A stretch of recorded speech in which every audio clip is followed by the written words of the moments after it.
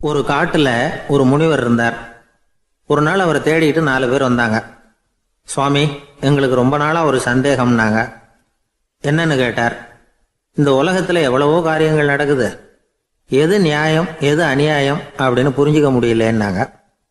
அது யாராலையும் புரிஞ்சுக்க முடியாதுன்னார் முனிவர். வந்தவங்களுக்கு ஆச்சரியமா போச்சு, ஒரு மாதிரியா பார்த்தாங்க. இதை முனிவர் கவனிச்சார். சரி, புறப்படுங்க என்னோடன்னார். எங்கன்னு கேட்டாங்க. இப்போ உங்க 4 பேரையும் ஒரு புஷ்பக விமானத்தில் அழைச்சிட்டு போறேன். இந்த உலகத்தில் சர்வசாதாரணமாக நடக்கக்கூடிய ஒரு காட்சியை உங்களுக்கு காட்ட போறேன். நீங்க பார்க்க போற அந்த காட்சி நியாயமா அநியாயமா அப்படிங்கிறத என்கிட்ட சொல்லணும். நீங்க சரியான பதில் சொன்னா புஷ்பக விமானத்தில் தொடர்ந்து பிரயாணம் பண்ணலாம். தவறான பதில் சொன்னா இந்த புஷ்பக விமானம் உங்களை கீழே தள்ளி விட்டுரும் அப்படின்னார். 4 பேருக்கும் பயம்தான். இருந்தாலும் முனிவர் கூப்பிடுறாரு அப்படின்னு சொல்லி புறப்பட்டாங்க. அவங்க எல்லாரும் புறப்பட்டு ஒரு காட்டு வழியாக போய்கிட்டு இருக்கிறாங்க. புஷ்பக விமானத்தில் அங்கே நடக்கிற ஒரு காட்சியை காட்டுறார் முனிவர். அதோ அங்கே பாருங்கன்னார். அந்த விமானத்தில் இருந்தபடியே எல்லாரும் கீழே குனிஞ்சு பார்க்குறாங்க. அங்கே ஒரு தாய் புலி அப்போ தான் குட்டி போட்டிருக்கு. குட்டிகளை ஈன்ற உடனே பசிக்கு இறை தேடி அந்த பக்கமாக வருது. அதே நேரம் ஒரு தாய் மான், அதுவும் அப்போ தான் குட்டி போட்டிருக்கு. அதுவும் இதே மாதிரி குட்டிகளை ஈன்ற உடனே பசிக்கு இறை தேடி அந்த பக்கமாக வருது. இப்போ அந்த புலி அந்த மானை அடித்து போட்டுடுது. அதுவும் சாப்பிடுது, குட்டிகளுக்கும் கொடுக்குது. இப்போ அந்த புலி குட்டிகள் முகத்தில் மகிழ்ச்சி, தாயை இழந்த அந்த மான் குட்டிகள் முகத்தில் துக்கம்.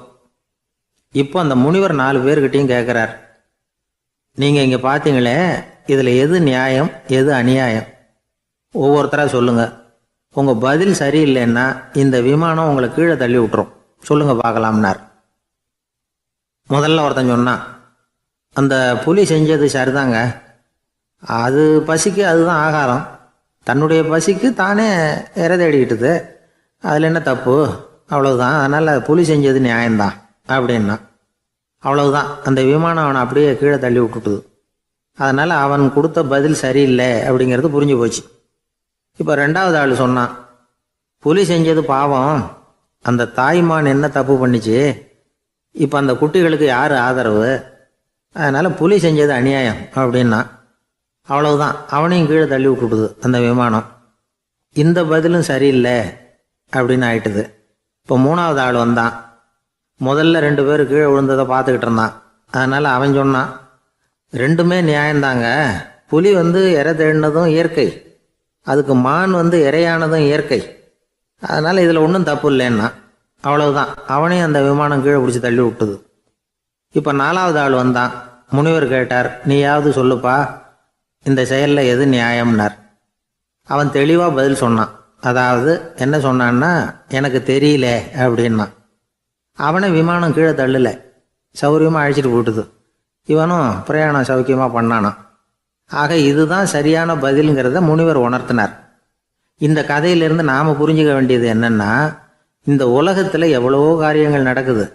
அதெல்லாம் ஏன் அப்படி நடக்குதுங்கிறதுக்கு எப்பேற்பட்ட பண்டிதராலும் பதில் சொல்ல முடியாது. தெரியாததை தெரியாதுன்னு ஒத்துக்கிட்டா வாழ்க்கை பிரயாணம் சுகமாக இருக்கும். அதனால் தேவையில்லாத விஷயங்களை புரிஞ்சுக்கிறதுக்கு நேரத்தை செலவு பண்ணிகிட்டு இருக்கக்கூடாது.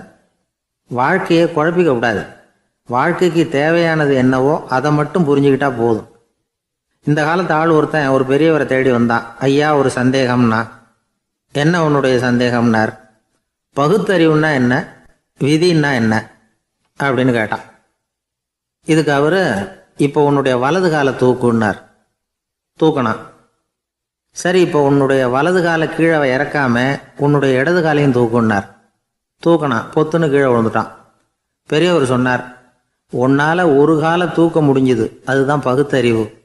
2 கால்களையும் ஒரே சமயத்தில் தூக்குனா அடிபடும், அப்படிங்கிறது தான் விதி அப்படின்னு விளக்கம் கொடுத்தார். இவன் தன்னுடைய விதியை நொந்துக்கிட்டே இடுப்பை பிடிச்சிக்கிட்டு அங்கேருந்து நடந்து போயிட்டான். ஒரு ஊரில் ஒரு ராஜா இருந்தார். அவர் ஒரு பூனை வளர்த்தார். ரொம்ப செல்லமாக அவர் அந்த பூனையை வளர்த்தார். அவர் என்ன பண்ணுவார் தெரியுமா? இரவு நேரத்தில் அந்த பூனையோட தலையில் ஒரு விளக்கை வச்சுருவார். அந்த பூனை ரொம்ப ஜாக்கிரதையாக அந்த விளக்கு கீழே விழுந்துடாமல் பார்த்துக்கும். தலையை ஆட்டாமல் ரொம்ப நிதானமாக ராஜா பின்னாடி நடந்து போய்கிட்டே இருக்கும். அந்த விளக்கு வெளிச்சத்தில் எல்லா வேலைகளையும் செஞ்சுருவார். கையில் ஒரு விளக்கை தனியாக எடுத்துகிட்டு போக வேண்டிய அவசியமே இல்லை. விளக்க தூக்கிட்டு போகிற வேலையை அந்த பூனை பார்த்துக்கும். அதனால் ராஜாவுக்கு அந்த பூனை மேலே ரொம்ப பிரியம். மந்திரிகளையெல்லாம் கூப்பிட்டு அவங்கக்கிட்ட சொல்லுவார், பார்த்தீங்களா இந்த பூனை எவ்வளவு விசுவாசமாக நடக்குது, என் பேரில் எவ்வளவு மரியாதை பார்த்தீங்களா அதுக்கு அப்படிம்பார். இதை கேட்டுவிட்டு அங்கேருந்து அமைச்சர்களில் ஒருத்தர் சொன்னார், மன்னா நீங்கள் சொல்கிறது சரிதான், இருந்தாலும் இந்த பூனையோட விசுவாசத்தை நாம் கொஞ்சம் சோதித்து பார்க்க வேண்டியிருக்கு அப்படின்னாராம். சரி, உங்கள் ஆசையை ஏன் கெடுக்கணும், நல்லா சோதிச்சு பாருங்கள் அப்படின்னு சொல்லிவிட்டார் ராஜா.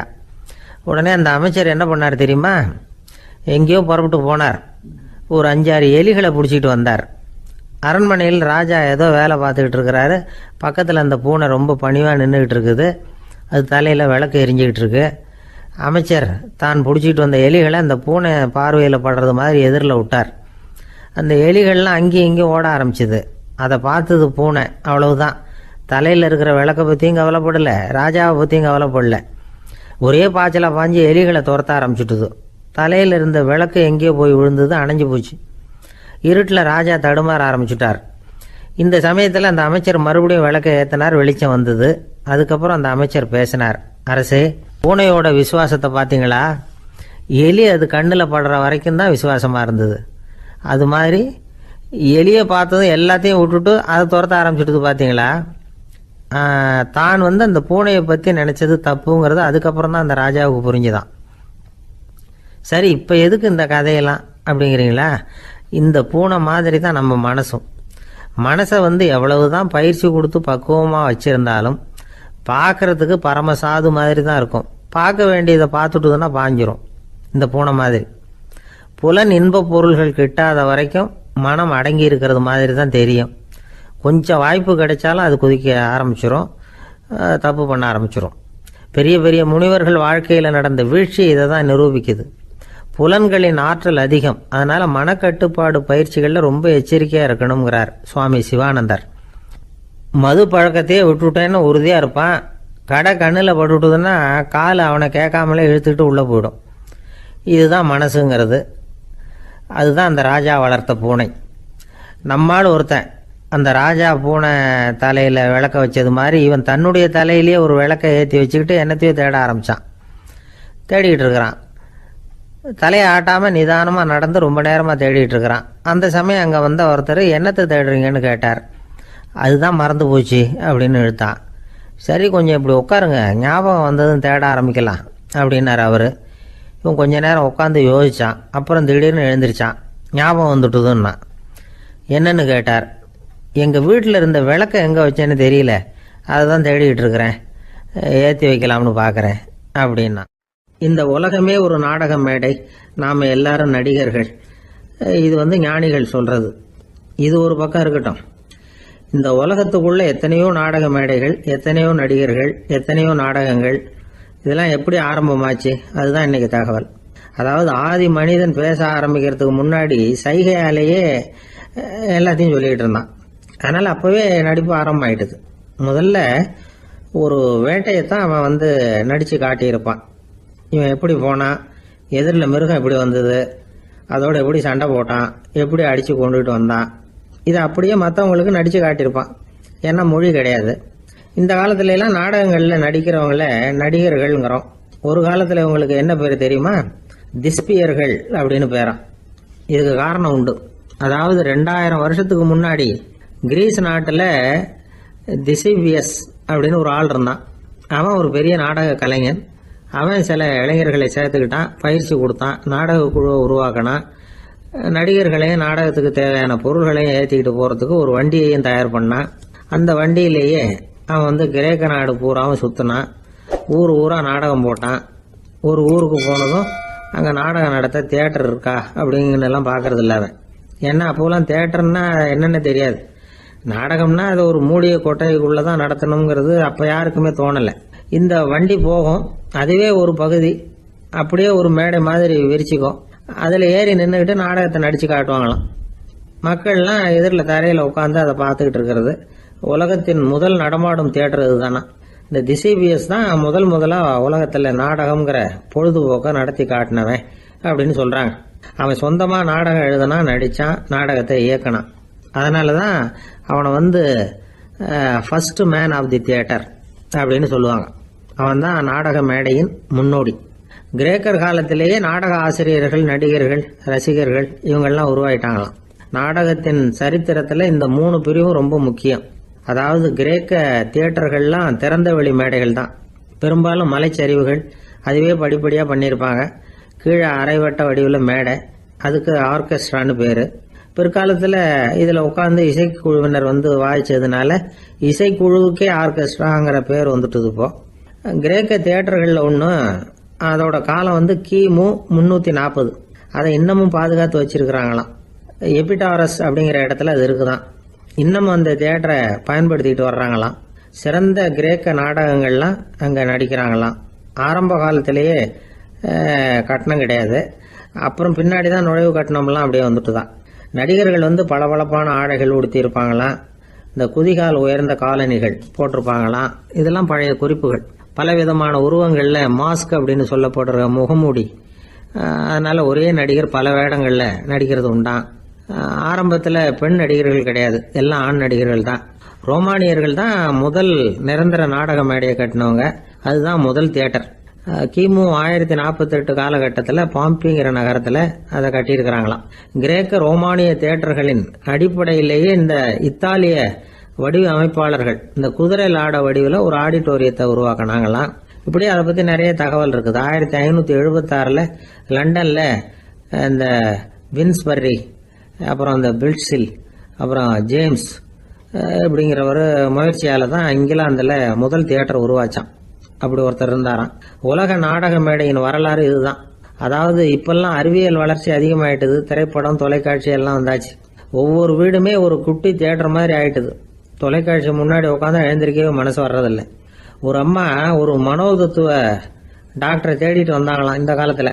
டாக்டர், எங்கள் வீட்டுக்காரர் எப்போ பார்த்தாலும் டிவி முன்னாடி உட்காந்துக்கிட்டு அதையே வெறிச்சு பார்த்துக்கிட்டு இருக்கிறார், உத்து பார்த்துக்கிட்டு இருக்கார், எனக்கு சந்தேகமாக இருக்குன்னாங்களாம். இது மனக்கோளாறு இல்லைங்க, ஆர்வ கோளாறு, அவ்வளவுதான்.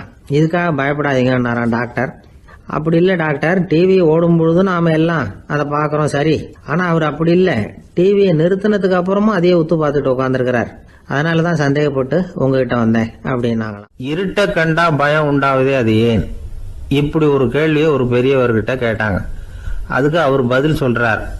மனிதனுடைய ஆதிகால வாழ்க்கையில தொற்றி கொண்ட பயம் இது வேரூன்றி இருக்குது, இன்னமும் போகல. 50,000 வருஷங்களுக்கு முன்னாடி மனுஷன் குகைகள்ல வாழ்ந்தான். பகல்ல பயம் இருக்காது, ராத்திரியில மிருகங்கள் தாக்கும், கொல்லும், நிம்மதியா தூங்க கூட முடியாது. அதனால இந்த மனுஷனுக்கு இரவுன்னா மரணம், பயம் அப்படின்னு பழகி போச்சு. மனிதர்களுடைய எல்லா மனசையும் சேர்த்து மொத்தமா ஒரு மனசு உண்டு. மனிதர்களுடைய நினைவு இந்த மொத்த மனசுல பதிஞ்சிருக்கு, பரவுது. இந்த மொத்த மனசுல இருட்டு பற்றிய பயம் பதிந்து நீடிக்குது அப்படிங்கிறார் அவர். இந்த காலத்துல இரவை பகலாக்கிறதுக்கு எவ்வளவோ விளக்குகள்லாம் வந்தாச்சு. ராத்திரியிலேயும் மிருகங்கள் தாக்குங்கிற நிலைமை இல்லை. பாதுகாப்பான வீடுகள், விலங்குகளும் விலகி போயிட்டு, விலங்குகள்லாம் விலகி போயிட்டு, வீடுகளும் பாதுகாப்பா இருக்குது சரி. இருந்தாலும் அந்த பழங்கால பயம் இருட்டு பயம் இன்னமும் மனுஷனை விட்டு போகல. இன்னொரு விஷயம் என்னன்னா, இருட்டுல இருந்து வெளிச்சத்துக்கு வராத மனிதர்கள் இன்னைக்கு அதிகம். ஒரு ஆளு ஆத்துக்கு மீன் பிடிக்கிறதுக்காக போனான், இன்னும் விடியல, அதுக்குள்ள வலையை எடுத்துட்டு கிளம்பி போயிட்டான். வெளிச்சம் வர்றதுக்கு முன்னாடியே போய் சேர்ந்துட்டான். விடிகிற வரைக்கும் என்ன பண்றது, சும்மா கரையிலேயே உட்காந்து காலாட்டிட்டு இருக்கிறான். காலில் ஏதோ ஒரு சின்ன மூட்டை தட்டுப்பட்டுது. இருட்டில் அது என்னன்னு சரியா தெரியல. மூட்டைக்குள்ள சின்ன சின்ன கல்லா நிறைஞ்சி இருக்குது. சும்மா பொழுது போகணுமேங்கிறதுக்காக இவன் அந்த மூட்டைக்குள்ள இருந்து ஒவ்வொரு கல்லா எடுத்து ஆத்துல வீசிக்கிட்டு இருக்கிறான். விடிகிற வரைக்கும் வேற வேலை இல்லைங்கிறதுனால எப்படி செஞ்சுக்கிட்டே உட்காந்துருக்கிறான். கிழக்க மெதுவா வெளிச்சம் தெரிய ஆரம்பிச்சது, பொழுது விடியறதுக்கான அறிகுறி.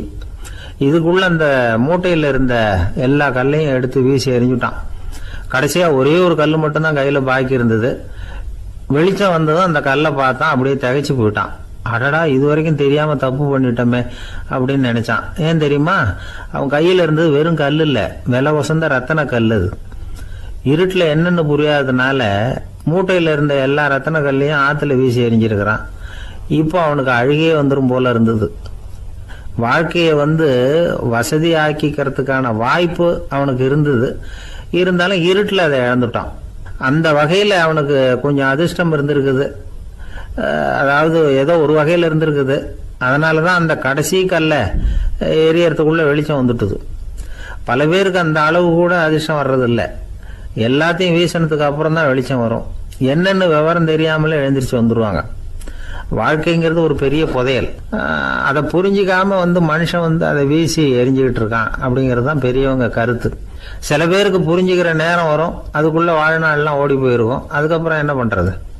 நம்மால் ஒருத்தன் கையில் ஒரு சின்ன பையோட வந்துகிட்டு இருந்தான். பை உள்ள ஏகப்பட்ட நகைகள், ரத்தன கல் எல்லாம் இருக்கு. வந்துகிட்டு இருந்தவன் திடீர்னு அந்த பையை அப்படியே ஒரு குளத்துல வீசி எறிஞ்சுட்டான். மகான்கள் தான் இப்படி பற்று இல்லாம இருப்பாங்க. என்னங்க இது, விலை மதிப்புள்ள அந்த பையை இப்படி குளத்துல வீசி எறிஞ்சுட்டீங்களே, இதுக்கு என்ன அர்த்தம் அப்படின்னு கேட்டார் அவன் கூட வந்தவர். அவன் மெதுவா இவர் காதோட காதா சொல்றான், ஒரு போலீஸ்காரர் பின்னாடி வந்துகிட்டு இருக்கிறார், அவர் போனதுக்கு அப்புறம் இதை எடுத்துக்குவேன் அப்படிங்கிறான். திபேத் நாட்டுல புத்த மடாலயங்கள் நிறைய உண்டு. அதுக்கு ஒரு தலைமையகமும் உண்டு. அது இந்த திபேத் தலைநகரம் லாசாவில் இருக்குது. ரொம்ப காலத்துக்கு அப்பால அதை பற்றியெல்லாம் நிறைய விவரங்கள் எழுதி வச்சிருக்கிறாங்க. அது இப்போவும் நமக்கு கிடைக்குது. அதாவது ரொம்ப தூரத்துக்கு அந்தாண்ட மலைகளுக்கு நடுவில் ஒரு கிளை மடாலயம். அந்த மடத்தின் தலைவருக்கு வயசாயிட்டு தான். அதனால் தலைமை பொறுப்பை வேற ஒருத்தர்கிட்ட ஒப்படைக்கலாம் அப்படின்னு முடிவு பண்ணாராம். உடனே ஒரு லாமாவை கூப்பிட்டார். அவர் மூலமாக தலைமை மடாலயத்துக்கு செய்தி அனுப்புனார், பொருத்தமான வாரிசு ஒருத்தரை அனுப்பி வைக்கும்படியாக. அந்த வாலிப லாமா புறப்பட்டார். காடு மேடெல்லாம் நடந்து போறார். ரொம்ப நாள் கழிச்சு தலைமை பீடத்தை அடைஞ்சார். தலைமை குரு கிட்ட விவரத்தை சொன்னார். தகுதியான ஒருத்தரை அனுப்பி வச்சா அழைச்சிட்டு போறேன் அப்படின்னார். சரி, நாளைக்கு காலையில் நீங்கள் அவங்க எல்லாரையும் அழைச்சிட்டு போகலாம்னார் அவர். அவங்க எல்லாரையுமா? அங்கே தேவைப்படுறது ஒருத்தர் தானே அப்படின்னார் இவர். ஆமான்னார். அப்புறம் ஏன் எல்லாரையும் அழைச்சிட்டு போக சொல்கிறீங்கன்னார். அது இப்போ உனக்கு புரியாது. நான் ஒரு 100 பிக்குகளை அனுப்புகிறேன், அதாவது பிட்சுகளை. அவ்வளவு பேரையும் அங்கே வச்சு சமாளிக்க முடியாது அப்படின்னாரு இவர். இருந்தாலும் இப்போ அந்த தலைமை குரு என்ன சொன்னார்னா, அதை பற்றி கவலைப்படாத, நான் 100 பேரை அனுப்புகிறேன். அதில் 99 பேர் வழியிலேயே காணாமல் போடுவாங்க, ஒருத்தன் மட்டும்தான் வருவான். அவனும் அங்கே சேர்ந்துட்டானா நீ ரொம்ப கொடுத்து வச்சவன் அப்படின்னார். இவருக்கு ஒன்றும் புரியல. இருந்தாலும் மறுநாள் அந்த வாலிபலாமா 100 பேரை அழைச்சிக்கிட்டு புறப்பட்டார். போகிற வழியிலேயே பல பேர் அங்கங்கே பிச்சுக்கிட்டு போயிட்டாங்க. அவர் சொன்னது மாதிரியே வழியில் அவங்க ஊர்கள் இருந்தது தான் காரணம். அப்பா அம்மாவை பார்த்துட்டு வரேன் அப்படின்னு கொஞ்சம் பேர் போனாங்க. சொந்த பந்தத்தை பார்த்துட்டு வரேன் அப்படின்னு கொஞ்சம் பேர். ஒரு வாரம் ஆச்சு. இப்போ மிஞ்சினது 10 பேர் தான். வழியில் ஒரு நகரம். அங்கே சில பிட்சுக்கள் சந்திச்சாங்க. எங்கள் மடத்து தலைவர் இறந்துட்டார், உங்களில் யாராவது ஒருத்தர் எங்களுக்கு தலைவராக முடியுமா அப்படின்னு கேட்டாங்க. 10 பேரும் தயார். அதில் ஒருத்தரை அழைச்சிட்டு அவங்க போயிட்டாங்க. இன்னொரு ஊரில் சில பேர் வந்தாங்க, வழி மறிச்சாங்க. நில்லுங்க, எங்கள் மன்னர் மகளுக்கு திருமணம், அதை நடத்தி வைக்க 3 லாமாக்கள் தேவை அப்படின்னாங்க. இப்படி கொஞ்சம் கொஞ்சமாக எல்லாரும் காலி. கடைசியில் 2 பேரும் மிஞ்சினாங்க. அங்கே ஒரு இளம்பெண் எதிரில் வந்தா. எங்கள் அப்பா வேட்டைக்கு போயிருக்கிறாரு, இன்னும் திரும்பி வரல. வீட்டில் வேற யாரும் இல்லை, தனியாக இருக்க பயமாக இருக்குது, யாராவது ஒருத்தர் எனக்கு துணையாக இருக்கணும் அப்படின்னு கேட்டுக்கிட்டா. எங்கள் 2 பேரில் நீயே ஒருத்தரை தேர்ந்தெடுத்துக்கோ, இல்லைன்னா எங்களுக்குள்ள சண்டை வந்துடும் அப்படின்னாங்க. இப்போ மிஞ்சினவர் ஒருத்தர். அவருக்கும் ஒரு சோதனை வந்தது. ஒரு தர்க்கவாதி எதிரில் வந்தான். உன்னோட வாதம் பண்ணணும்னா. இவனோட வாதம் பண்ணுறேன், அது முடிய ரொம்ப காலம் ஆகலாம். தர்க்கத்தில் நான் ஜெயிச்சா அங்கே வரேன், இல்லைன்னா இவருடைய சீடனை ஆயிடுவேன் அப்படின்னார் அவர். கடைசியாக அழைக்க வந்த வாலிபலாமா மட்டும் வெறுங்கையோடு திரும்பி போனார். அங்கே இருந்த வயசான மடாதிபதி கேட்டார், எத்தனை பேர் அங்கேருந்து புறப்பட்டீங்கன்னார். என்னையும் சேர்த்து 101ன்னார் அவர். நல்லது, நீயாவது திரும்பி வந்திய, அதுதான் எனக்கு போதும். ஏன்னா நீ தான் எனக்கு உண்மையான வாரிசு. அந்த 100 பேரில் யாரும் வரமாட்டாங்க அப்படின்னார் அவர். ஏன்னா அவருக்கு தெரியும் இவர் ஒருத்தர் தான் திரும்பி வருவாருங்கிறது. திபேத்தில் ஒரு பழங்கால பழமொழி உண்டாம், 100 பேர் செல்லலாம், எப்பொழுதாவது ஒருவன் அபூர்வமாக அடைய வேண்டிய இடத்தை அடைவான். இதுதான் அந்த பழமொழி. ஒரு உன்னதமான இலக்கை அடையணும்னா அது அவ்வளவு சுலபமான காரியம் இல்லை.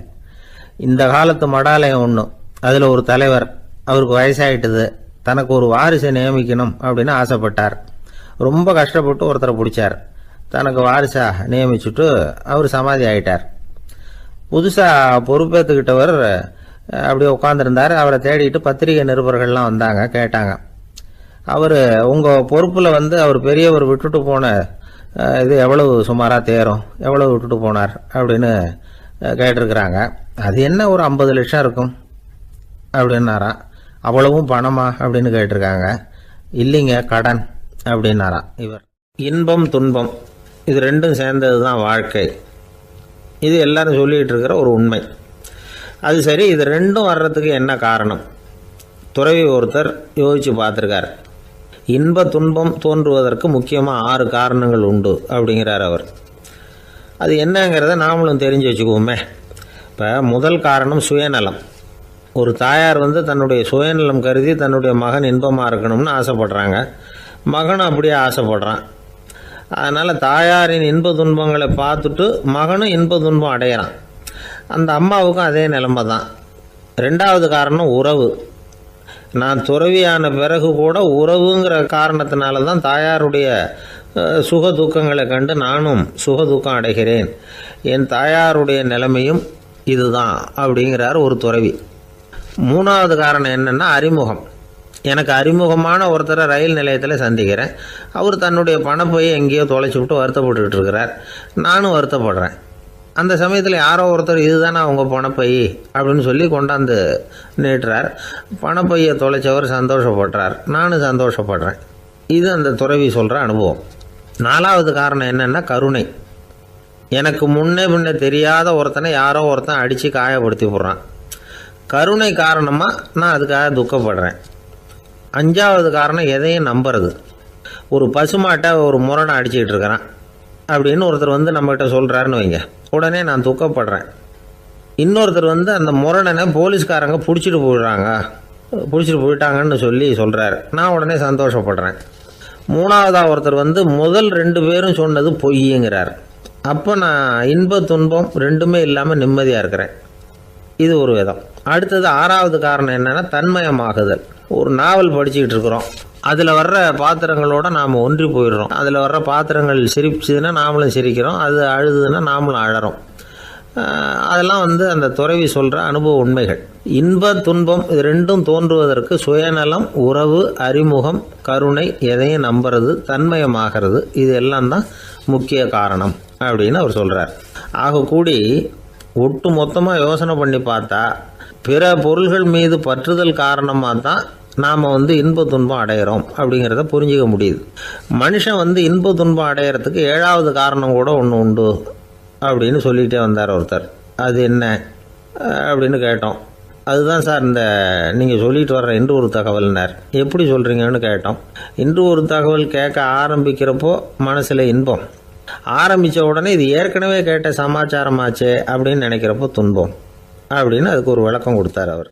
ஒரு தீக்குச்சி தீப்பெட்டியை பார்த்து கேட்டுதான், நாம் 2 பேரும் தானே உரசிக்கிறோம், ஆனால் நான் மட்டும் தீ பிடிச்சி எரிஞ்சு போகிறேன், நீ அப்படியே இருக்கிறியே அப்படின்னு தான். அதுக்கு தீப்பெட்டி சொல்லியிருக்குது, உனக்கு தலையில் கணம் இருக்குது அதனால் அழிஞ்சு போகிறேன் அப்படின்னு தான். எப்படி இருக்கு பாருங்கள் இந்த பதில். தலையில் கணம் உள்ளவங்க யாருமே சரியாக இருக்க முடியாது. எவ்வளவு பெரியவங்களாக இருந்தாலும் சரி, ரொம்ப கஷ்டம்தான் அது. கர்வம்ங்கிறது கூடவே கூடாது. இதை விளக்கிறதுக்கு மகான் ஒருத்தர் ஒரு சம்பவத்தை சொல்கிறார். அர்ஜுனன் தீர்த்த யாத்திரை பண்ணானா. அப்போ தென்னிந்தியாவுக்கு வந்திருக்கிறான். ராமேஸ்வரத்துக்கு போனப்போ அங்கே இலங்கைக்கு கல்லுலாம் அடுக்கி போடப்பட்டிருந்த பாலத்தை பார்த்தானா. ஒரு சின்ன குரங்கு அதுக்கு பக்கத்தில் விளையாடிக்கிட்டு இருந்திருக்கு.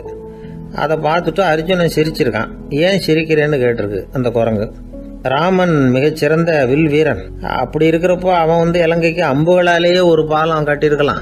அதை விட்டுட்டு போயும் உன்ன மாதிரி குரங்குகளை துணையாக வச்சுக்கிட்டு இப்படி ஒரு கருங்கல் பாலத்தை கட்டியிருக்கிறானே அப்படின்னு நானா. அம்புகளால் பாலம் கட்ட முடியுமா அப்படின்னு கேட்டுதான் குரங்கு. ஏன் முடியாது, என்னால் முடியுமேன்னு இருக்கான் அர்ஜுனன். அம்பால் பாலம் கட்டலாம், இருந்தாலும் என்ன மாதிரி குரங்குகள் ஏறி நடந்தா அது தாங்குமா? அதனால தான் ராமர் கருங்கல் பாலமே கட்டினார் அப்படின்றது குரங்கு சொல்லிச்சான். அப்படியே சொல்கிற, நான் வேணும்னா இப்போ அம்புகளாலேயே ஒரு பாலத்தை கட்டுறேன், நீ அது மேலே ஏறி நடந்து பார். பாலம் விழுந்துட்டுதுன்னா நான் தீ மூட்டி அதில் குதித்து உயிர் தியாகம் பண்ணி விட்றேன் அப்படின்னு நான் ரொம்ப கோபமாக. உடனே அந்த சின்ன குரங்கு பெரிய உருவம் எடுத்துட்டு தான். கையில் கதையோட அர்ஜுனன் முன்னாடி நிற்கிறான் அனுமன். பார்த்தா, என்னுடைய தலைவர் ராமரையா இழிவா பேசுற, நீ இப்போ பாலம் கட்டு, நான் என்னுடைய பலத்தை காட்டுறேன் அப்படின்னா அனுமன். அர்ஜுனன் தன்னுடைய காண்டிபத்தை எடுக்கிறான், சரமாரியா அம்புகளை விடுறான். அதெல்லாம் ஒன்னோட ஒன்று கோத்துக்கிட்டு அப்படியே பாலம் மாதிரி நிற்கிது. அர்ஜுனன் தலை நிமிர்ந்து நின்னான். அனுமன் உயர கிளம்பி அங்கேருந்து பாலத்தில் பொத்துன்னு இறங்கினான். பாலம் அப்படியே நொறுங்கி போச்சு தூள் தூளா. என்ன அர்ஜுனா, இப்போ என்ன செய்ய போற அப்படின்னா ஏளனமா. அர்ஜுனன் தலையை தொங்க போட்டுக்கிட்டான். சொன்னபடி தீ மூட்டி அதில் குதிக்கிறதுக்காக 3 தடவை சுற்றி வந்தான். அப்போது கிருஷ்ணர் அங்கே வந்தார். என்ன அர்ஜுனா, என்ன நடக்குது, என்ன இது அப்படின்னு ஒன்றும் தெரியாத மாதிரி கேட்டார். அர்ஜுனன் வாயை திறக்கிறதுக்கு முன்னாடி அனுமன் வாயை திறந்தான், நடந்ததை சொன்னான். அர்ஜுனன் சவால் விட்டபடி உயிர் திறந்தே ஆகணும்னா அனுமன். கிருஷ்ணர் யோசனை பண்ணார். நல்லது, இந்த சவால் விட்டதுக்கும் நடந்ததுக்கும் யார் சாட்சி? பெரிய ஒருத்தரை சாட்சியாக வச்சுக்கிட்டல்லவா நீங்கள் இந்த போட்டியை நடத்தியிருக்கணும் அப்படின்னார். அதனால் என்ன, இப்போ மறுபடியும் அந்த போட்டியை நடத்திவிட்டா போச்சு, என்னால் அந்த அம்பு பாலத்தை நொறுக்க முடியாதா அப்படின்னு அனுமன். சரி, இப்போ மறுபடியும் அது நடக்கட்டும்னார் கிருஷ்ணர். அர்ஜுனன் அம்பு பாலம் அமைச்சான். அனுமன் ஏறி குதிச்சான். பாலம் அசைஞ்சு கொடுக்கவே இல்லை, அவ்வளோ உறுதியாக இருக்குது. இப்போ அனுமன் தலையை குனிஞ்சுக்கிட்டான். அர்ஜுனன் நன்றியோடு நிமிர்ந்து பார்த்தான். கிருஷ்ணருடைய தோள்கள்லேயும் முதுகள்லேயும் ரத்தம். என்ன சுவாமி, என்ன நடந்ததுன்னு நான் பதறி போய், உன் அம்பு பாலத்தை நான் தான் முட்டு கொடுத்து தாங்கிக்கிட்டு இருந்தேன். அனுமன் குதிச்சப்போ என் மேலே ஏற்பட்ட காயங்கள் இவை. பின்ன உன்னுடைய அம்பு பாலத்தினாலேயா பாலம் நின்றுதுன்னு நினைக்கிறேன் அப்படின்னாராம். முதல்ல அர்ஜுனன் அப்புறம் அனுமன் 2 பேருக்குமே கர்வ பங்கம் ஆயிட்டு தான். அதாவது அவங்க கிட்ட இருந்த கர்வம் போயிட்டுது. யாரா இருந்தாலும் கர்வம் கூடாதுங்கிறத இதிலிருந்து நாம புரிஞ்சுக்கணும். இந்த காலத்துல நாமெல்லாம் எந்த விஷயத்துக்கெல்லாம் கர்வப்பட்டு இருக்கோம் தெரியுமா? 2 பெண்கள் தங்களுடைய கணவன்மார்களை பத்தி ரொம்ப பெருமையா பேசிக்கிட்டாங்களாம். அதுல ஒரு அம்மா சொல்லியிருக்கு, என் வீட்டுக்காரர்கிட்ட எந்த சப்ஜெக்ட் கொடுத்தாலும் சரி அந்த விஷயத்தை பத்தி அழகா 1 மணி நேரம் பேசுவார் அப்படின்னாங்களாம். உடனே இன்னொரு அம்மா, அது என்ன பிரமாதம், என் வீட்டுக்காரருக்கு சப்ஜெக்டே தேவையில்லை, விஷயமே இல்லாம நாள் பூரா பேசிக்கிட்டு இருப்பார் அப்படின்னாங்களாம். அந்த மரத்தின் உச்சியில ஒரு பறவை கூடு, ஏதோ ஒரு பறவை கூடு கட்டியிருந்தது. அது என்ன பறவைன்னா ராஜாளி. ஒரு குரங்கு அந்த மரத்து கிளையில தாவி தாவி குதிச்சுக்கிட்டு இருந்தது. அப்போ இந்த கூட்டுல இருந்த முட்டை அது கண்ணுல போட்டுட்டுது. அதுக்கப்புறம் அது சும்மா இருக்குமா, விளையாட்டா ஒரு முட்டையை எடுத்தது, மரத்தை விட்டு கீழே இறங்குச்சு. கீழே ஒரு குப்பை மேட்டில் ஒரு கோழி சில முட்டைகளை அது பாட்டுக்கு இட்டு வச்சிருந்தது. குரங்கு தன் கையில இருந்த ராஜாளி பறவையோட முட்டைய அந்த கோழி முட்டைகளோட சேர்த்து போட்டுட்டு போயிட்டுது. கோழி வந்தது, பார்த்தது, அதுக்கு ஒன்றும் வித்தியாசம் புரியல. தன்னுடைய முட்டைகளோட சேர்த்து அந்த ராஜாளி முட்டையையும் சேர்த்து அடைகாத்துது. கொஞ்ச நாள்ல குஞ்சுகள்லாம் பொரிச்சுது, எல்லாம் முட்டை விட்டு வெளியில வந்தது. ராஜாளி பறவையோட குஞ்சு அந்த கோழி குஞ்சுகளோடவே சேர்ந்து வளர்ந்தது. மற்ற கோழி குஞ்சுகள் போலவே இதுவும் குப்பையை கிளறிச்சு புழு பூச்சிகளை சாப்பிட்டுது. காக்கைகள் தாக்கிறதுக்கு வந்ததுன்னா மற்ற கோழி குஞ்சுகள் மாதிரியே இதுவும் பயந்து போய் தாய் கோழியின் சிறகுகளுக்கு உள்ள ஒளிஞ்சிக்கும். இப்படியே கொஞ்ச காலம் போச்சு. குஞ்சுகள்லாம் வளர்ந்து பெருசாயிட்டுது. சிலது சேவல்களாச்சு, சிலது கோழிகளாச்சு. அந்த ஒண்ணு மட்டும் ராஜாளி ஆச்சு. ஆனா ஒரு விஷயம், தான் ஒரு ராஜாளிங்கிறது அந்த பறவைக்கு தெரியாது. தன்னையும் ஒரு கோழின்னே அது நினைச்சுக்கிட்டு இருக்கு. அப்படி நினைச்சுக்கிட்டு குப்பை மேட்டை கிளறிக்கிட்டு இருக்கு. ஒரு நாள் சாயந்தர நேரம் இந்த ராஜாளி பறவை கீழே அது பாட்டுக்கு வழக்கம் போல குப்பையை கிளறிக்கிட்டு இருக்குது. அப்போ அண்ணாந்து பாக்குது. வானத்துல உயரத்துல கூட்டமா ராஜாளி பறவைகள் உல்லாசமா வட்டம் அடிச்சு பறந்துகிட்டு இருக்கு. அதே இது பாக்குது. இதுக்கு மனசுக்குள்ள ஏக்கமா போச்சான். அப்போ இதுக்கு ஆண்டவன் பேர்ல கோபம் வந்துதான். ஆண்டவனுக்கு என் பேர்ல ஏன் இந்த ஓர வஞ்சனை, என்னையும் ஒரு ராஜாளியா படைச்சிருந்தா நானும் கூட இந்நேரம் ஆகாயத்துல உல்லாசமா பறந்துகிட்டு இருப்பேனே அப்படின்னு நினைச்சு வருத்தப்பட்டுதான். இது வேடிக்கையா இருக்குல்ல. ஒரு வகையில பார்த்தா நாம கூட இந்த ராஜாளி பறவை மாதிரி தான் வாழ்ந்துகிட்டு இருக்கோம் அப்படிங்கிறார் ஒரு உளவியல் நிபுணர். நம்மால எவ்வளவு வேலை செய்ய முடியும் அப்படின்னு நாம நினைச்சுக்கிட்டு இருக்கிறோமோ அதை விட பல மடங்கு நம்மால வேலை செய்ய முடியுமா, பல மடங்கு வேகமாவும் வேலை செய்ய முடியும் அப்படிங்கிறார் அவர். நம்முடைய முழுமையான பலம் என்னங்கிறது நமக்கே தெரியறது இல்லை, அதுதான் கஷ்டம். நம்முடைய பலம் தெரியாததுனாலதான் நாம எதுக்கு எடுத்தாலும் பயந்துகிட்டு இருக்கிறோம். ஒரு ஆள் இருந்தான், அவனுக்கு எப்படின்னா கோழியை கண்டா பயப்படுவான். ஏன் கோழியை கண்டா பயம்னா, அவனுக்கு மனசுக்குள்ள தான் ஒரு புழுன்னு நினைப்பு.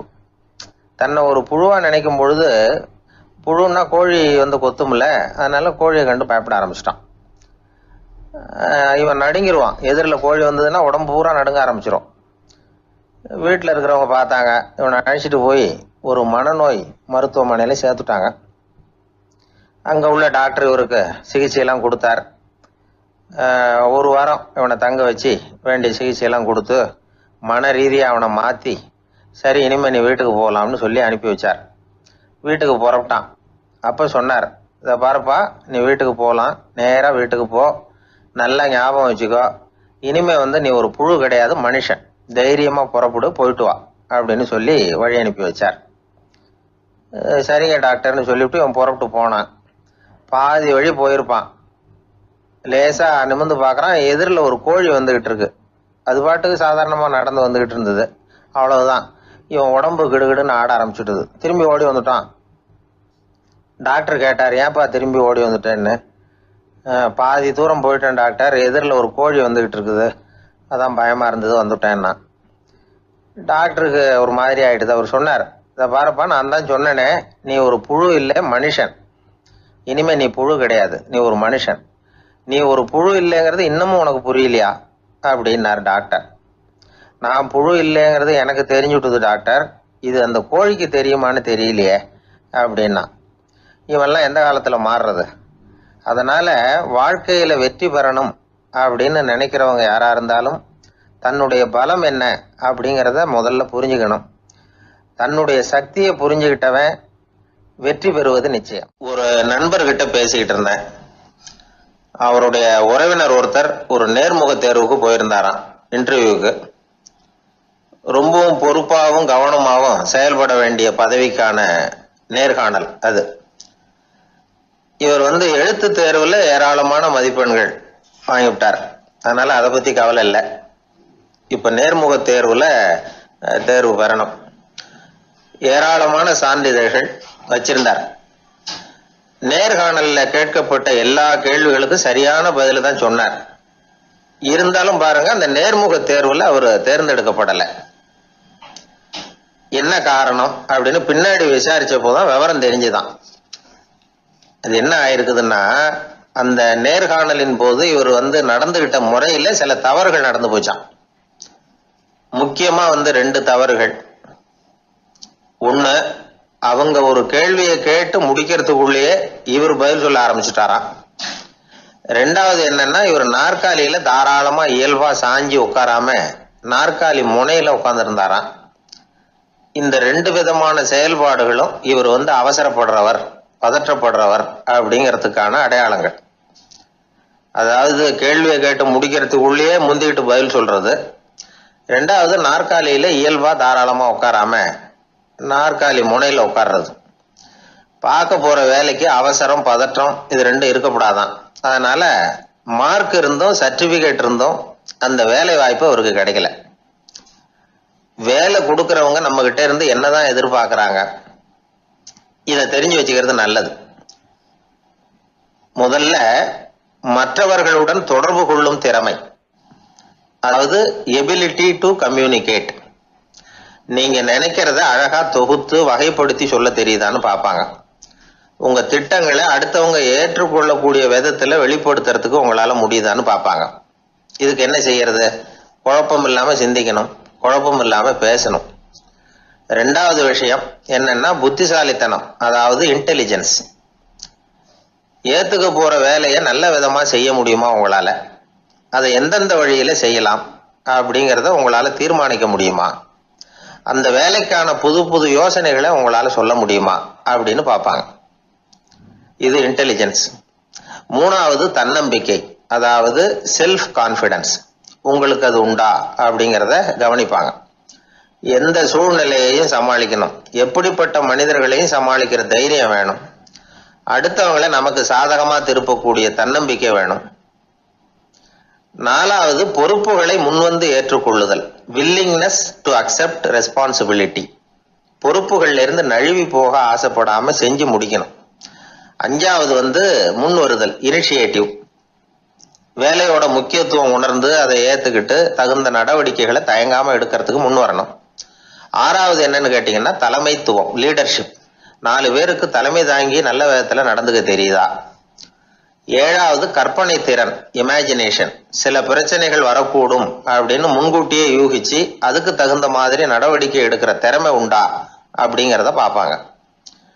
8வது என்னன்னா வளைந்து கொடுத்தல், பிளெக்சிபிலிட்டி.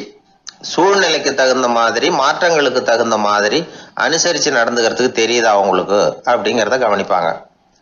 அடுத்தது திறமைகளை வெளிக்கொணரும் திறமை, இன்டர்பர்சனல் ஸ்கில்ஸ். அடுத்தவங்க கிட்ட இருக்கிற திறமையை கண்டுபிடிச்சு அதை நல்ல விதத்துல ஊக்கப்படுத்தி பயன்படுத்த தெரியுதா அப்படின்னு பார்ப்பாங்க. 6வது சுய அறிவு, செல்ஃப் நாலேஜ். அடுத்தவங்க நம்மளை பத்தி என்ன நினைக்கிறாங்க அப்படிங்கறத நம்மளால புரிஞ்சுக்க முடியுதாங்கிறது முக்கியம். அடுத்தது போட்டி மனப்பான்மை, காம்படிட்டிவ்னஸ். அடுத்தவங்களை ஒப்பிட்டு பார்த்து அதை விட ஒரு படி மேல வரணுங்கிற குணம் வேணும். இதுக்கு அடுத்தது என்னன்னா குறிக்கோளை வெல்லுதல், கோல் அச்சீவ்மெண்ட். குறிக்கோளை சவாலா எடுத்துக்கிட்டு அதை அடையணும். அப்புறம் வேறுபட்ட திறமைகள், ஒகேஷனல் ஸ்கில்ஸ். பதவிக்கு வேண்டிய திறமைகள் தவிர மற்ற திறமைகள் எதுவும் உண்டாங்கிறது முக்கியம். நமக்கு வேலை கொடுக்கணும்னு நினைக்கிறவங்க நம்ம கிட்ட இருந்து இவ்வளவும் எதிர்பார்ப்பாங்க. அதுக்கு தகுந்த மாதிரி நம்மளை நாமே தயார்படுத்திக்கணும். எனக்கு வேண்டப்பட்ட ஒருத்தர் ஒரு இன்டர்வியூக்கு போயிட்டு வந்தார், நேர்காணலுக்கு. எப்படி இருந்தது இன்டர்வியூன்னு விசாரிச்சேன். நான் போனேன். அவர் கேட்ட எல்லா கேள்விக்கும் அவர் எதிர்பார்த்தது மாதிரியே எல்லா பதிலையும் சொன்னேன். கடைசியா நான் எதிர்பார்க்காத ஒரு தகவலை அவர் சொன்னார் அப்படின்னார். என்னன்னு கேட்டேன். அவரும் என்ன மாதிரியே இன்டர்வியூக்கு வந்தவர் தானா, சும்மா என்ன கேள்வி கேட்டுக்கிட்டு உட்காந்துருந்தாராம் அப்படின்னார். அதனால ஒரு நேர்காணலுக்கு போறதுக்கு முன்னாடி என்ன எதிர்பார்க்கறாங்க அப்படிங்கறத தெரிஞ்சுக்கிட்டு போனா வெற்றி நிச்சயம். என்னை தேடி ஒருத்தர் வந்தார். எனக்கு ரொம்ப நாளா ஒரு சந்தேகம், அதுக்கு உங்களை கேட்டு விளக்கம் பெறணும்னு வந்திருக்கிறேன்னார். என்ன உங்க சந்தேகம்னு கேட்டேன். யாரு என்ன பார்த்தாலும் உடனே முகத்தை திருப்பிட்டு போடுறாங்க சார், அதுக்கு என்ன காரணம்னு எனக்கு தெரியல, அதுதான் உங்களை கேட்டு தெரிஞ்சுக்கலாம்னு வந்திருக்கிறேன்னார். உங்களுக்கே தெரியலன்னா எனக்கு எப்படி தெரியும்னு, இருந்தாலும் உங்களுக்கு அனுபவம் இருக்குமேன்னார். அது சரி, உங்ககிட்ட பிரியமா பேசுற நண்பர்களே கிடையாதா அப்படின்னு கேட்டேன். அப்படி யாருமே இல்லைங்க அப்படின்னார். அப்படின்னா உங்ககிட்ட தான் ஏதோ குறை இருக்கு, உங்க பழக்க வழக்கத்தை கொஞ்சம் மாத்திக்கிட்டா எல்லாம் சரியா போடும் அப்படின்னா. என்ன செய்ய சொல்றீங்கன்னார். உங்களுக்கு நிறைய நண்பர்கள் தேவைன்னு, கிடைக்க மாட்டேங்கிறாங்களேன்னார். அதுக்கு சில வழிகள் இருக்குன்னு. அப்படியானார். அதிகமா நமக்கு நண்பர்கள் கிடைக்கணும்னா அதுக்குன்னு சில உத்திகள் இருக்கிறதாக அமெரிக்க எழுத்தாளர் ஒருத்தர் சொல்லியிருக்கிறார்.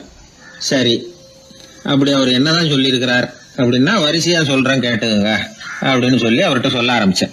அதாவது முதல்ல நாம தெரிஞ்சுக்க வேண்டியது என்னன்னா, எப்ப பார்த்தாலும் நம்மளை பத்தியே பேசிட்டு இருக்க கூடாது. நமக்கு எதிரில் உட்கார்ந்து இருக்கிறவங்க நிறைய பேசுறதுக்கு வாய்ப்பு கொடுக்கணும். அவர் பேசுற விஷயம் எதுவா இருந்தாலும் எப்படி இருந்தாலும் ஆமா நல்லது அப்படின்னு சொல்லி ஏத்துக்கணும். இது முதல் கருத்து. 2வது என்ன சொல்றாங்கன்னா, கூடுமான வரைக்கும் யாருகிட்டையும் அனாவசியமா வாதம் பண்ணிட்டு இருக்க கூடாது. 3வது கருத்து என்னன்னா, எந்த பிரச்சனையையும் அடுத்தவங்க கண்ணோட்டத்திலேயே பார்க்கணும், நம்ம பார்வையிலேயே பார்த்துட்டு இருக்க கூடாது. எப்பொழுதுமே அடுத்தவங்களுடைய மனோபாவத்தை நாம புரிஞ்சு வச்சுக்கிட்டோம்னா நம்மளை யாராலும் ஜெயிக்க முடியாது. 4வது கருத்து என்ன சொல்றாங்கன்னா, ஒருத்தர்கிட்ட பேச ஆரம்பிக்கும் பொழுது இயல்பா அன்பா ஆரம்பிக்கணும். இப்போ உதாரணத்துக்கு ஒண்ணு சொல்லணும்னா, உங்களுக்கு இந்த சட்டை ரொம்ப பொருத்தமா இருக்குது அப்படின்னு ஆரம்பிக்கலாம். அதை விட்டுட்டு அன்னைக்கு என்ன சார் என்ன அம்போன்னு விட்டுட்டு போயிட்டீங்க அப்படின்னு ஆரம்பிக்க கூடாது. 5வது விஷயம், நம்முடைய தவறுகளை தயக்கம் இல்லாம ஒத்துக்கணும், அப்படி ஒப்புக்கொள்ள கூச்சப்படக்கூடாது. 6வது கருத்து என்னன்னா, அடுத்தவங்க அபிப்பிராயங்களுக்கு மதிப்பு கொடுக்கணும். நீங்க சொல்றது தப்பு சார் அப்படின்னு முகத்தில் அடிச்சது மாதிரி பேசக்கூடாது. 7வது கருத்து என்ன சொல்றாங்க, நம்முடைய கருத்து என்னவோ அதை எதிராளியின் வாயிலிருந்து வரவழைக்கணுமா. அப்படி வரவழைக்கிறதுக்கு நாம முயற்சி பண்ணணும், அதுக்கு தகுந்த மாதிரி நாம பேசணும். 8வது குறிப்பு என்னன்னா, சில பேர் எப்ப பார்த்தாலும் சவால் விட்டுக்கிட்டே இருப்பாங்க, அனாவசியமா சவால் விடக்கூடாது. 9வது யோசனை, நம்ம யோசனையை புதிய முறையில சொல்லி பார்க்கலாம். மற்றவர்கள் சொல்லுகிற யோசனையை ஏத்துக்கணும். அந்த யோசனை மகா மோசமானதா இருந்தா கூட அதை ஏத்துக்கிற மாதிரி கூட நடிக்கலாம், அதுல ஒன்றும் தப்பு இல்லை. 10வது குறிப்பு ரொம்ப முக்கியமானது. அதாவது அனாவசியமா பொய் சொல்லக்கூடாது. அப்படி எப்பொழுதாவது பொய் சொல்ல வேண்டிய அவசியம் ஏற்பட்டா பெரிய பொய்யா சொல்லணும், அதை நம்பும்படியா சொல்லணுமா. இதெல்லாம் அந்த நிபுணர் சொல்ற கருத்து தான். சில சமயம் தேவைப்பட்டா பொய்ய கூட உண்மையா மாத்திக்கலாமா. அது எப்படி பொய்ய உண்மையா மாத்துறது அப்படின்னா, இப்ப எனக்கு கார் ஓட்ட தெரியும்னு நண்பர்கள் கிட்ட ஒரு பொய்ய சொல்லிவிட்டீங்கன்னு வைங்களேன். நண்பர்கள் நிஜமாவே ஒரு காரை கொடுத்து ஓட்டுன்னு சொல்றதுக்கு முன்னாடி ஏதாவது ஒரு டிரைவிங் ஸ்கூல்ல சேர்ந்து கார் ஓட்ட கத்துக்கலாமே. இதுதான் இந்த பொய்ய உண்மையா மாத்துறது. இது ஒரு உதாரணம், அவ்வளவுதான். இது மாதிரி பல பொய்களை உண்மையாக்க முடியும்.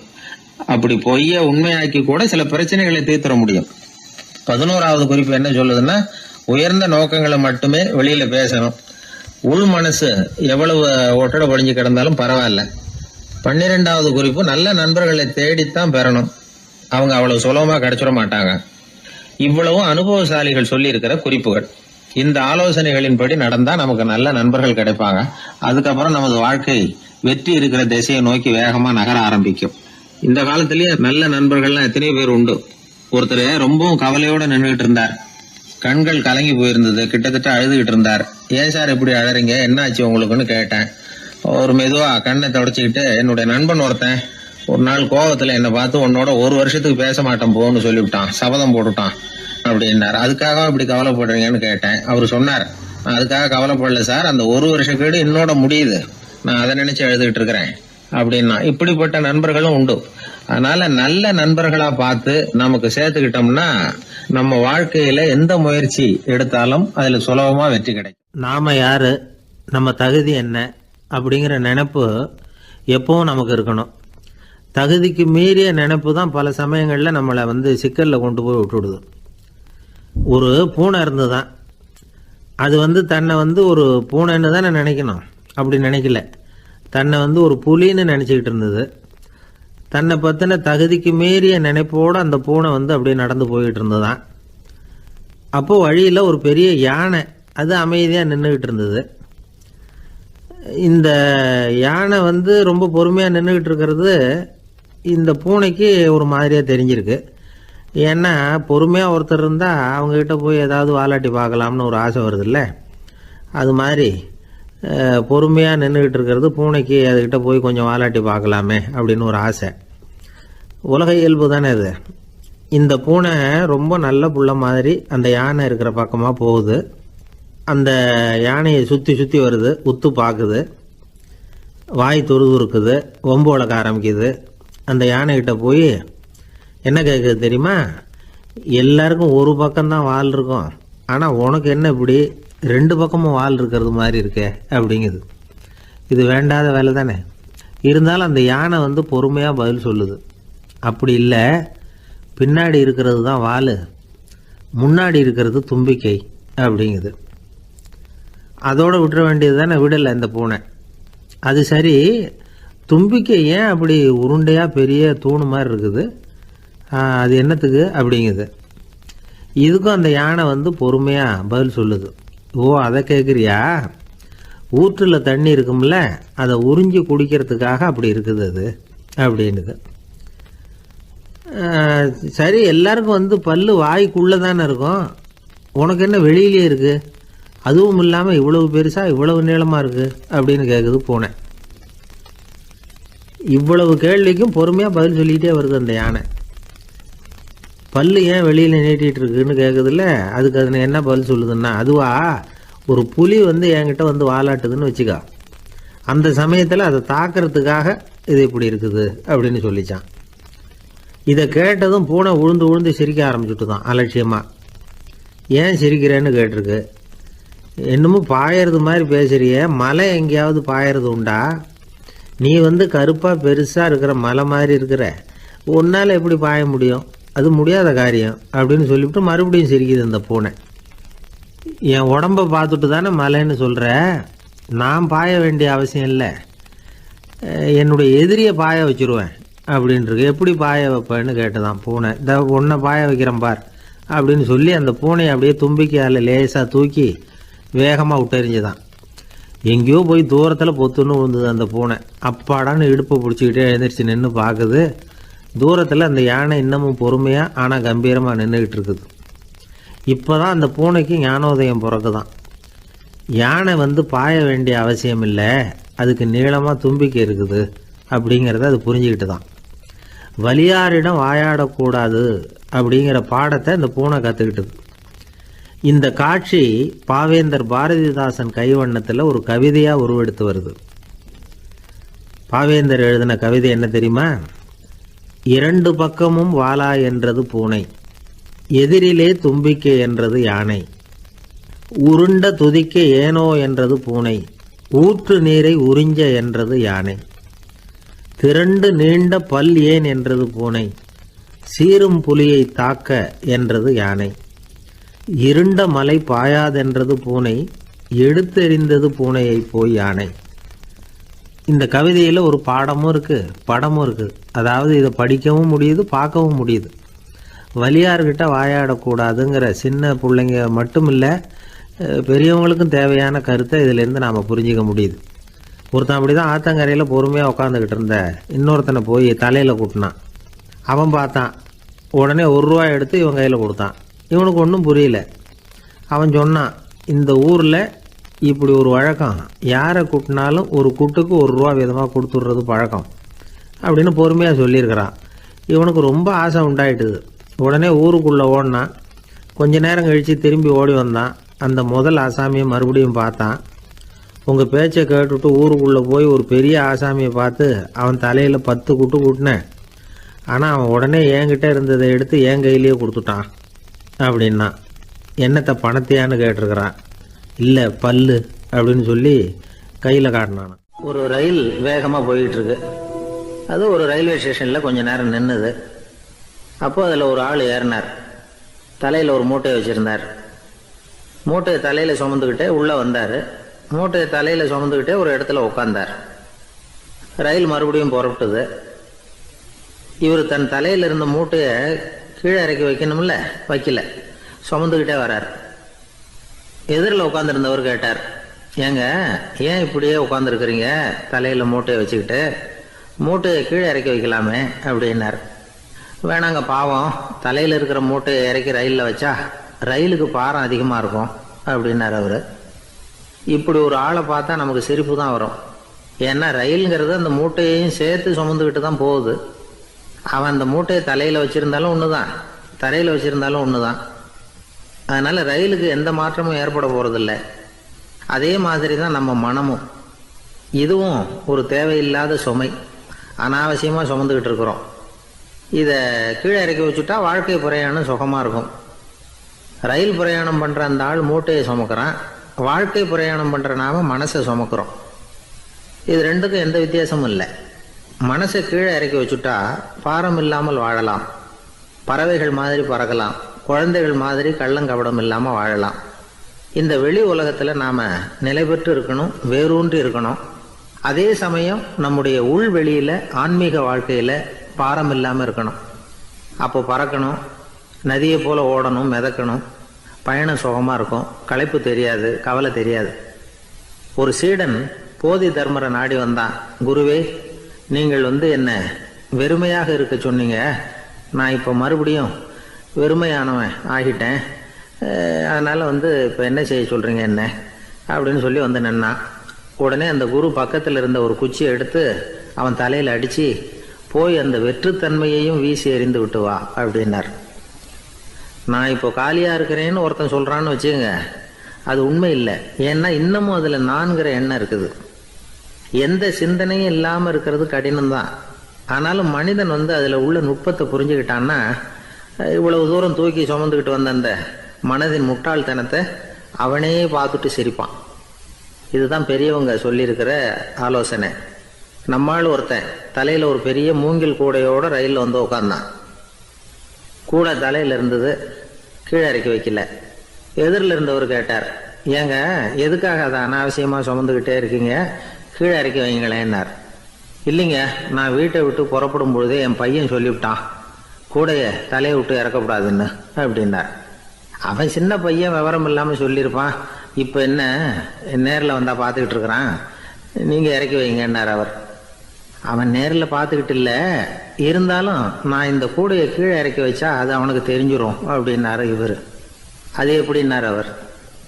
அவன் தனக்கு டிக்கெட் வாங்க வேணாம்னு சொல்லி இப்போ இந்த கூடைக்குள்ளே தான் உட்காந்துருக்கிறான் அப்படின்னார் இவர். துருக்மேனியாவில் அஷ்காபாத் அப்படின்னு ஒரு நகரத்தில் ஒரு புவியியல் விஞ்ஞானி இருந்தார். அவர் ஒரு நாய்க்குட்டி வளர்த்தார். ஒரு நாள் முன்னிரவு நேரம் ஒரு மேஜைக்கு முன்னாடி உட்காந்து அந்த விஞ்ஞானி ஏதோ கணக்கு போட்டுக்கிட்டு இருக்கிறார். அவருக்கு ஒரு சின்ன பெண் குழந்தை, அது தொட்டிலில் தூங்கிட்டு இருக்குது. அந்த நாய்க்குட்டியும் ஒரு மூலையில் படுத்து அது பாட்டுக்கு தூங்கிட்டு இருந்தது. ஒரே அமைதி. அந்த நேரத்தில் திடீர்னு அந்த நாய்க்குட்டி துள்ளி எழுந்திரிச்சிது. நேராக குழந்தைகிட்ட ஓடிச்சு. அந்த குழந்தைய அது போட்டிருந்த ட்ரெஸ்ஸோடு சேர்த்து கவ்வி தூக்குச்சு. தூக்கிக்கிட்டு வாசல் பக்கம் ஓடிச்சு. நாய்க்குட்டி குழந்தைய கவ்வி தூக்க முடியுமாங்கிற சந்தேகம் உங்களுக்கு இல்லையா?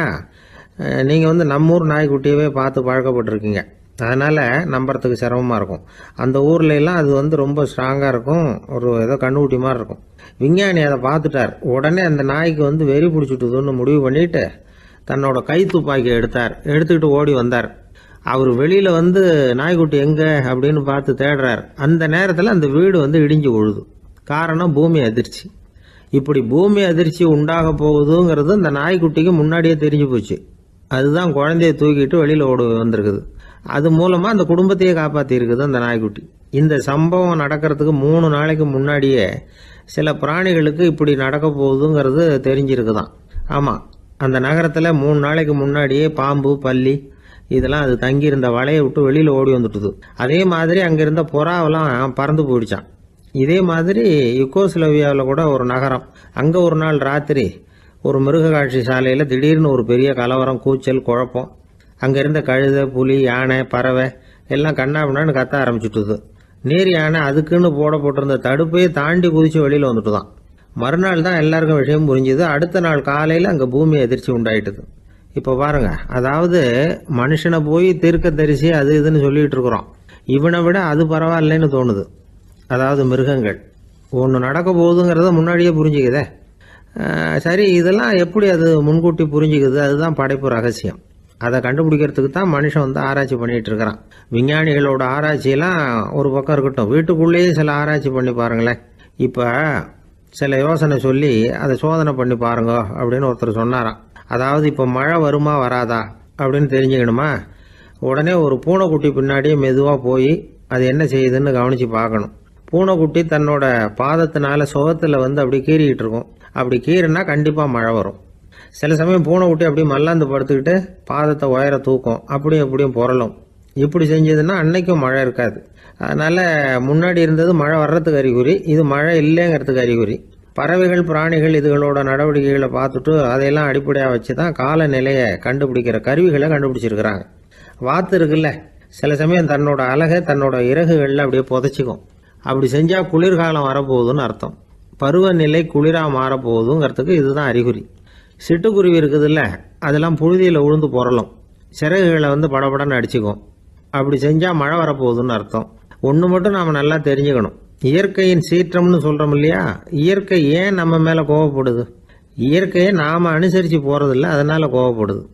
காடுகளை அழிக்கப்படாது, விலங்குகளை கொல்லக்கூடாது, இயற்கை ஏற்படுத்தி வச்சிருக்கிற சமநிலையை கெடுக்கக்கூடாது. அதை புரிஞ்சுக்கிட்டு வாழ்ந்தோம்னா பூமியும் நடுங்காது, நாமளும் நடுங்க வேண்டிய அவசியம் இருக்காது.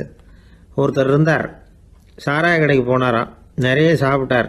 அப்புறம் சொன்னார், இது ரொம்ப அற்புதமான சரக்கு போல் இருக்குது. உள்ளே போன உடனே இந்த பூமியே நடுங்கிறது மாதிரி இருக்குது எனக்கு அப்படின்னாராம். இதுக்கு கடைக்காரர் சொல்லியிருக்கார், நீங்கள் சாப்பிட்டது வெறும் பச்சை தண்ணி தாங்க, இப்போ ஏற்பட்டிருக்கிறது நிஜம் பூமி அதிர்ச்சி அப்படின்னாராம். ஒரு ஊரில் ஒரு புகழ்பெற்ற பத்திரிகையாளர் இருந்தார். அவர் ஒரு நாள் திடீர்னு இறந்து போயிட்டார். அதுக்கப்புறம் நேராக சொர்க்கத்துக்கு போனார். சொர்க்கத்தின் வாசலில் நின்றுக்கிட்டு இருந்த ஒருத்தர் அவரை தடுத்தார். இதை பாரு, ஏற்கனவே இங்கே 12 பத்திரிகையாளர்கள் இருக்கிறாங்க, அவங்களுக்கே இங்கே வேலை இல்லை. அதுக்கு என்ன காரணம்னா, சொர்க்கத்தில் திடுக்கிடும் செய்திகள்லாம் ஒன்றும் கிடையாது. அப்படி என்ன இருக்க போகுது இங்கே எல்லாம் அது ஒழுங்காக நடந்துக்கிட்டு இருக்கோம். எல்லாம் ஒழுங்காக நடந்தால் பத்திரிகைகளுக்கு சுவாரஸ்யமான கொலை, கொள்ளை, தீ வைப்பு இது மாதிரி எதுவும் இங்கே இல்லை. ஏற்கனவே இங்கே இருக்கிறவங்க எல்லாரும் மரத்தடியில் உட்காந்துக்கிட்டு தியானம் பண்ணிகிட்டு இருக்கிறாங்க. அந்த ஒரே செய்தி தான் தினமும் இங்கே வந்துக்கிட்டு இருக்குது. அதை படிக்கிறதுக்கே இங்கே ஆள் கிடையாது. அதனால் நான் என்ன சொல்கிறேன்னா, நீ பேசாமல் நரகத்துக்கே போயிடு. அங்கே எவ்வளவோ நிகழ்ச்சிகள் நடந்துக்கிட்டு இருக்கு. அங்கே தான் அதிகமான பத்திரிகையாளர்கள் தேவைப்படுறாங்க. அங்கே உனக்கு நிறைய வேலை இருக்கும், அதை செய்கிறதில்ல நீயும் மகிழ்ச்சியாக இருக்கலாம் அப்படின்னு சொன்னாராம். அங்கே அந்த சொர்க்கத்தின் வாசலில் நின்றுக்கிட்டு இருந்தவர். இந்த பத்திரிகையாளர் அங்கேயே நின்று கொஞ்சம் யோசனை பண்ணார். இவருக்கு சொர்க்கத்திலே இருக்கணும்னு தான் ஆசை. அதனால் மெதுவாக அவர்கிட்ட பேசினாராம், ஐயா, என்னை ஒரு 24 மணி நேரம் இங்கே உள்ளே இருக்கிறதுக்கு அனுமதி கொடுங்க.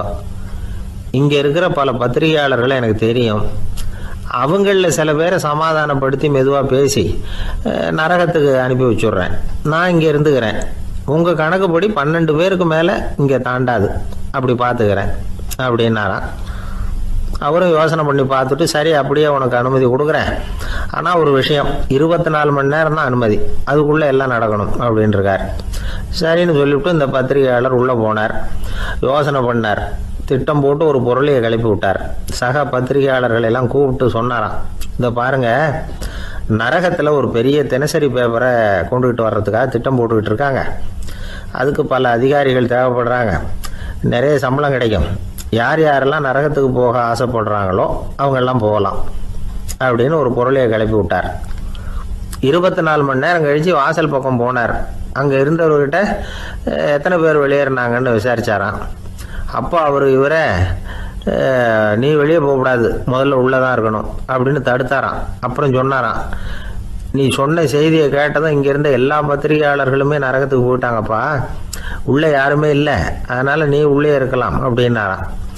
இதை கேட்டதும் இந்த பத்திரிகையாளரே குழம்பி போயிட்டார். ஒருவேளை உண்மையிலேயே நரகத்தில் புதுசாக பத்திரிகை ஏதாவது ஆரம்பிக்க போகிறாங்களோ அப்படின்னு அவரே நினைக்க ஆரம்பிச்சிட்டாராம். அப்புறம் சொன்னாராம், ஐயா என்னை விட்டுருங்க, நான் நரகத்துக்கே போயிடுறேன், அங்கே ஏதோ விசேஷம் இருக்கணும் அப்படின்னாராம். இல்லைன்னா இத்தனை பேரும் ஒட்டு மொத்தமாக அங்கே போகிறதுக்கு சான்ஸே இல்லை, என்னை தடுக்காதீங்கன்னு கெஞ்ச ஆரம்பிச்சிட்டாராம். மற்றவங்க நம்பணுங்கிறதுக்காக ஒரு பொருளையை கிளப்பி விட்டார். கடைசியில் தானே அந்த பொருளைக்கு ஆளாயிட்டார். அதாவது பிறரை ஏமாற்றிய அவரது மனம் கடைசியில் அவரையே ஏமாற்ற ஆரம்பிச்சுட்டு பாருங்க. நீங்கள் இப்படி அடுத்தவங்களை ஏமாத்துறதுக்கு உங்கள் மனசை பழக்கப்படுத்துறீங்க, ஆனால் கடைசியில் அதனால் நீங்களே ஏமாற்றப்படுகிறீர்கள் அப்படிங்கிறது பெரியவர்களுடைய புத்திமதி. அதனால் உங்கள் மனசுக்கிட்ட ரொம்ப எச்சரிக்கையாக இருங்கோ அப்படிங்கிறாங்க. நம்ம ஆளுங்க அங்கே போய் என்ன சொல்லுவாங்கன்னா, இந்த பாரு அங்கே போகாத இங்கே போகாதேன்னு பயமுறுத்துறது உண்டு. சில பேர் அங்கே பேய் இருக்குது, பிசாசு இருக்குது அப்படின்னு பொருளையை கிளப்பி விடுறது உண்டு. இருட்டு நேரம், காட்டு வழியாக ஒருத்தன் போய்கிட்டு இருக்கிறான்.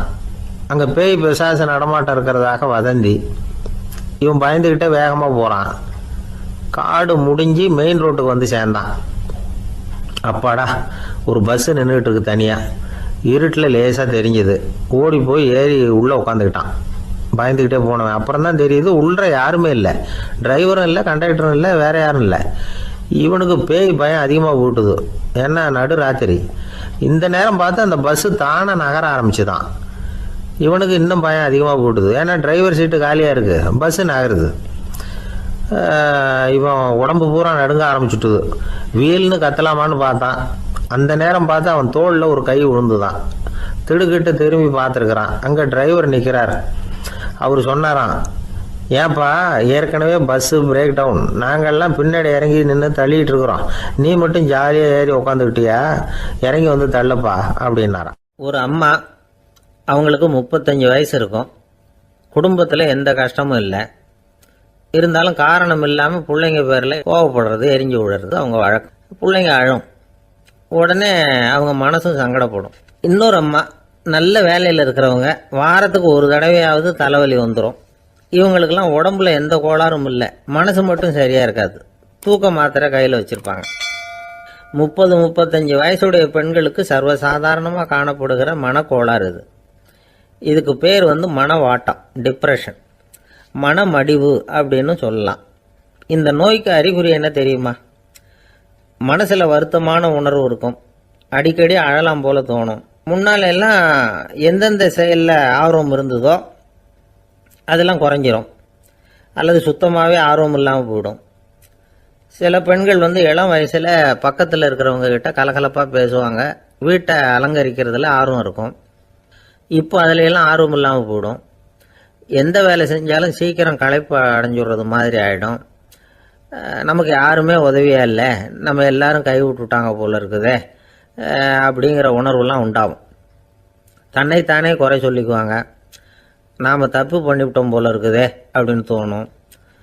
குற்றம் பண்ணிட்டதா நினச்சி கஷ்டப்படுவாங்க. பசி இருக்காது, தூக்கத்தில் தொந்தரவு இருக்கும். அடிக்கடி செத்து போடலாங்கிற உணர்வு வரும். தற்கொலை பண்ணிக்கலாங்கிற எண்ணம் உண்டாகும். சில பேர் தற்கொலை முயற்சியில் கூட ஈடுபடுவாங்க.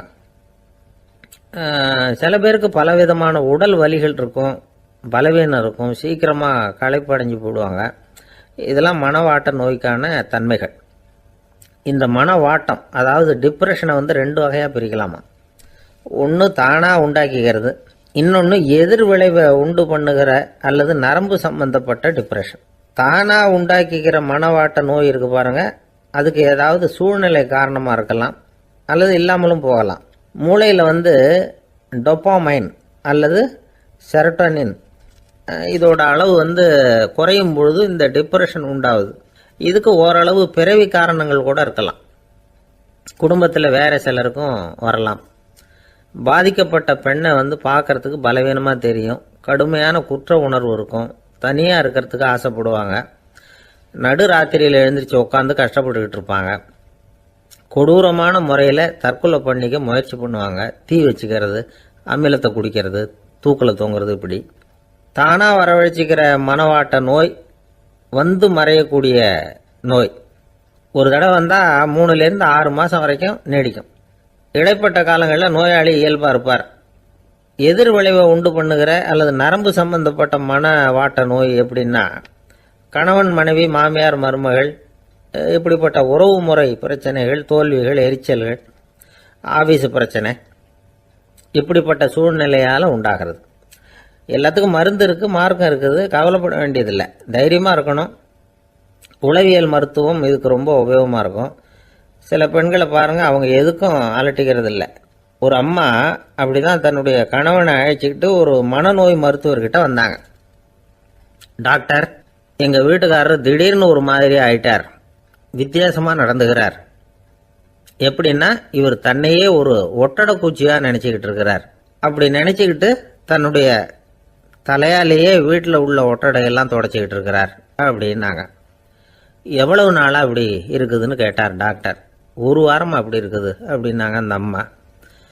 அப்படின்னா முன்னாடியே ஏன் அழைச்சிட்டு வரல அப்படின்னு கேட்டார் டாக்டர். வீடு பூரா சுத்தமாகட்டுமேனு பார்த்துக்கிட்டு இருந்தேன் டாக்டர் அப்படின்னாங்களாம் அந்த அம்மா. துஷ்டரை கண்டால் தூர விலகு, இப்படி ஒரு பழமொழி உண்டு.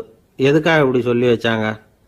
துஷ்டன் ஏதாவது தொந்தரவு கொடுப்பான், அதனால் அவனை கண்டா பயந்துக்கிட்டு ஓடி ஒளிஞ்சிக்கோ அப்படின்னா இதுக்கு அர்த்தம் அப்படி இல்லை. ஒரு துஷ்டன்கிட்ட நெருங்கி போகிறோம்னு வச்சுக்கோங்க, அவன் நமக்கு கெடுதலான ஆலோசனைகள் எதையும் சொல்லலாம், அல்லது அவன் தீய உணர்வுகள் உள்ளவனா இருக்கலாம், அல்லது தீய செயல்கள் செய்யக்கூடியவனா இருக்கலாம், அல்லது தீய நட்புனால அவன் ஏற்கனவே கெட்டு போனவனா கூட இருக்கலாம். இப்படிப்பட்டவனை நெருங்கி போனால் அவனோட பாதிப்பு நமக்கும் வந்துடும். அதனால் விலகி போ அப்படின்னு சொல்கிறாங்க. இதையே கொஞ்சம் விவரமாக இப்போ பார்ப்போமே. இப்போ இந்த துஷ்டர்களை வந்து 4 வகையாக பிரிக்கிறாங்க.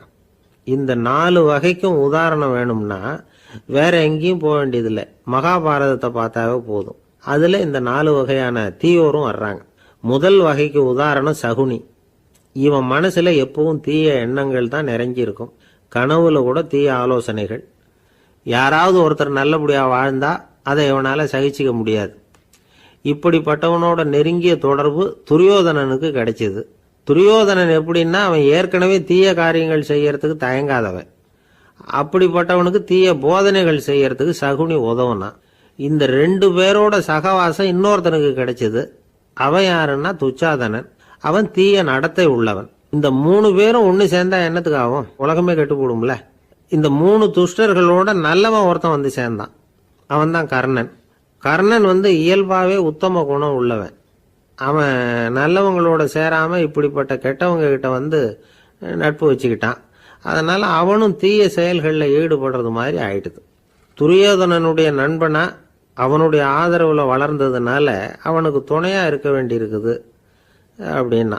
நட்பு உரிமையினால உதவி புரிய வேண்டியது சரிதான், அது தப்புன்னு சொல்ல முடியாது. இருந்தாலும் தீய செயல்களுக்கு உதவி செய்யறது சரியில்லை. புத்தி பலம் புஜ பலம் எல்லாம் இருந்தா கூட தெய்வ பலம் இல்லைன்னா ஜெயிக்க முடியாது. கர்ணன் வந்து மகா வீரன், இருந்தாலும் கடைசியில் அவன் கதி என்னாச்சு? அவங்ககிட்ட எல்லா நல்ல குணங்களும் இருந்தது, இருந்தாலும் ஏன் இப்படி ஆச்சு? தீயவர்களுடைய சேர்க்கை தான் காரணம். அவங்களோட சேர்ந்ததுனால இவனையும் அப்படியே நினைக்க ஆரம்பிச்சுட்டாங்கல்ல. 4 வகை துஷ்டர்கள்ல இவனும் ஒரு வகை அப்படின்னு சொல்ல ஆரம்பிச்சிட்டாங்க. அதாவது தீய ஆலோசனைக்கு சகுனி, தீய உணர்வுகளுக்கு துரியோதனன், தீய செய்கைக்கு துச்சாதனன், தீய நட்புக்கு கர்ணன். இப்படி உதாரணமாயிட்டான். அதனாலதான் துஷ்டரை கண்டால் தூர விலகு அப்படின்னு சொன்னாங்க. அது புராண காலம். இப்பெல்லாம் நிலைமை கொஞ்சம் வேற விதமாக இருக்குது. அன்னைக்கு ஒரு நாள் அப்படிதான் ஒரு காட்டு பாதையில் யாரோ ஒருத்தர் அடிபட்டு கிடந்தார்.